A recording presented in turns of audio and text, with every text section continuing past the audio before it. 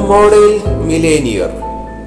Irish लेखक, कवी, नाटककार ऑस्कर वाइल्ड यांच्या द मॉडेल मिलेनियर या कथेचा स्वैर अनुवाद आज आपण ऐकत आहोत. ह्युगो एर्स्किनकडे सगळं काही होतं, फक्त पैसे सोडून. शेअर बाजारात त्याने 6 महिने काम केलं होतं. थोडे जास्त दिवस चहाचा व्यवसाय केला होता. पण पेकाँग आणि सौचांग सारख्या उच्च दर्जाच्या चहाच्या संगतीमध्ये त्याचं मन फार काळ रमलं नाही. एका स्वच्छंदी रिकामटेकड्या तरुणासारखं त्याचं आयुष्य चाललं होतं. निवृत्त कर्नलची मुलगी लॉरा मर्टन त्याला खूप आवडायची. कर्नललाही ह्युगी छान मुलगा वाटायचा, पण लग्नापर्यंत गोष्ट पुढे जात नव्हती. कर्नल म्हणायचा, मुला 10,000 पाऊंड घेऊन ये माझ्याकडे, मग आपण पुढली चर्चा करू. एके सकाळी ह्युगी त्याचा घनिष्ठ मित्र आणि एक महान कलाकार ॲलन ट्रेव्हरला भेटायला गेला. दिसायला ॲलन वृक्ष चेहऱ्याचा, तोंडावर देवीच्या डागासारखे डाग आणि अस्ताव्यस्त लालसर दाढी असा प्राणी होता. ह्युगी जेव्हा त्याच्या स्टुडिओमध्ये गेला तेव्हा तो एका भिकाऱ्याच्या पूर्णाकृती चित्रावर शेवटचा हात फिरवत होता. तो भिकारीही स्टुडिओच्या कोपऱ्यात एका उंच कट्ट्यावर उभा होता. भिकारी म्हणजे कसा होता तर चेहऱ्यावर चुरगळलेल्या कागदासारख्या सुरकुत्यांचं जाळं, अत्यंत दयनीय भाव असलेला जख्ख म्हातारा. त्याच्या खांद्यावर एक फाटका तुटका चिंध्या झालेला मळकट तपकिरी ढगळ कोट लटकत होता. पायात ठिगळ लावलेले खिळे ठोकलेले बुट होते. एका हातात एक खडबडीत काठी घेऊन त्यावर तो रेलला होता, तर दुसऱ्या हाताने जीर्ण झालेली हॅट भिकेसाठी त्याने पसरली होती.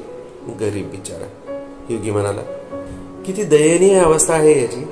पण तुम्हा चित्रकारांसाठी असे चेहरे म्हणजे पर्वणीच वाटत असणार नाही का? नक्कीच, ड्रेव्हर म्हणाला. नाहीतरी आनंदी भिकारी बघायला कोणाला आवडेल सांग बरं. एका सिटिंगसाठी किती पैसे मिळतात रे? ह्युगीने विचारलं. 1 तासासाठी मॉडेलला 1 शिलिंग मिळतो. थोड्या वेळाने एका नौकराने एक फ्रेम मेकर ट्रेव्हरला भेटायसाठी आल्याचा निरोप दिला. त्याच्याबरोबर बोलण्यासाठी ट्रेव्हर बाहेर गेला. भिकारी बिचारा एवढा दयनीय आणि असहाय्य वाटत होता की ह्युगीला त्याची अवस्था बघून राहावलंच नाही. आपल्या खिशात चाचपून त्याने किती पैसे आहेत ते पाहिलं. 1 सॉव्हरीन आणि काही नाणी होती. त्यातला सॉव्हरीन त्याने भिकाऱ्याच्या हातात सरकवला. भिकाऱ्याच्या चेहऱ्यावर हलकसं स्मित उमटलं. धन्यवाद साहेब. त्याच्या सुरकुतलेल्या ओठातून शब्द उमटले, धन्यवाद. तेवढ्यात ट्रेव्हर परत आला. ह्युगीने त्याचा निरोप घेतला. त्याचं मन आता केलेल्या सत्कृत्यामुळे आनंदी झालं होतं. सायंकाळी ह्युगी फिरत फिरत पॅलेट क्लबमध्ये गेला तर तिथे त्याला ट्रेव्हर बसलेला दिसला. ॲलन, तुझं ते चित्र पूर्ण झालं असेल ना आतापर्यंत? त्याने विचारलं. मित्र, पूर्णही झालं आणि फ्रेमही झालं, ट्रेव्हर म्हणाला.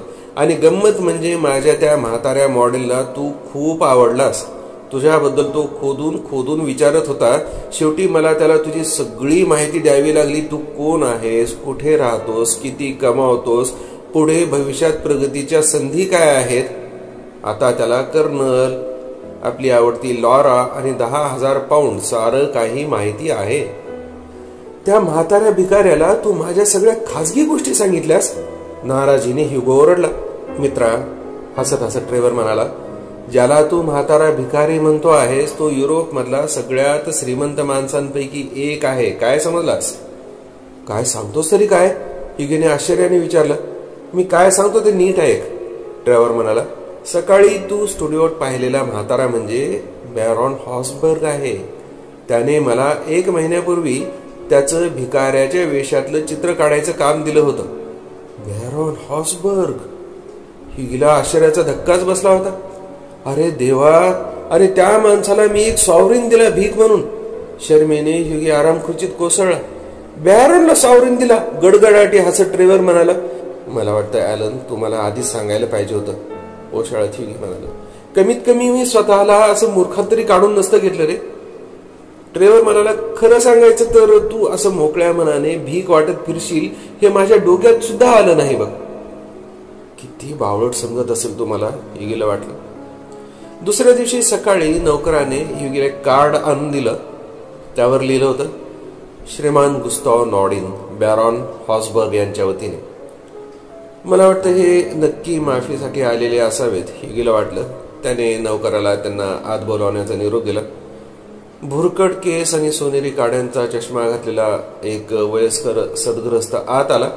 आणि म्हणाला, श्रीमान एर्स्किन यांना भेटण्याचं सौभाग्य मला मिळते का? ह्युगेने विनम्रपणे वाकून अभिवादन केलं. मी बॅरॉन हॉसबर्ग यांच्याकडून आलेलो आहे. मला माफ करा सर, मी त्यांचं खूप क्षमाप्रार्थी आहे असा माझा निरोप त्यांच्यापर्यंत पोहोचवाल का? बॅरॉन हृदयाने मिश्किल हसत तो सदग्रस्त म्हणाला, तुम्हाला हे पत्र देण्याचं काम माझ्यावर सोपवलेलं आहे. त्याने लिफाफा माझ्या हातात दिला. त्यावर बाहेरच्या बाजूने लिहिलेलं होतं, ह्यूग एर्स्किन आणि लॉरा मर्टन यांना लग्नानिमित्त खास भेट म्हाताऱ्या भिकाऱ्याकडून. आणि आत 10,000 पाऊंडाचा चेक होता. त्यांच्या लग्नात ॲलन ट्रेवर त्यांचा बेस्ट मॅन होता आणि बॅरॉनने मेजवानीच्या वेळी छानसं भाषण केलं. ॲलन म्हणाला, मिलेनियर मॉडेल्स नक्कीच कमी आहेत, पण मॉडेल मिलेनियर तर अत्यंत दुर्मिळ आहेत हे नक्की समजा.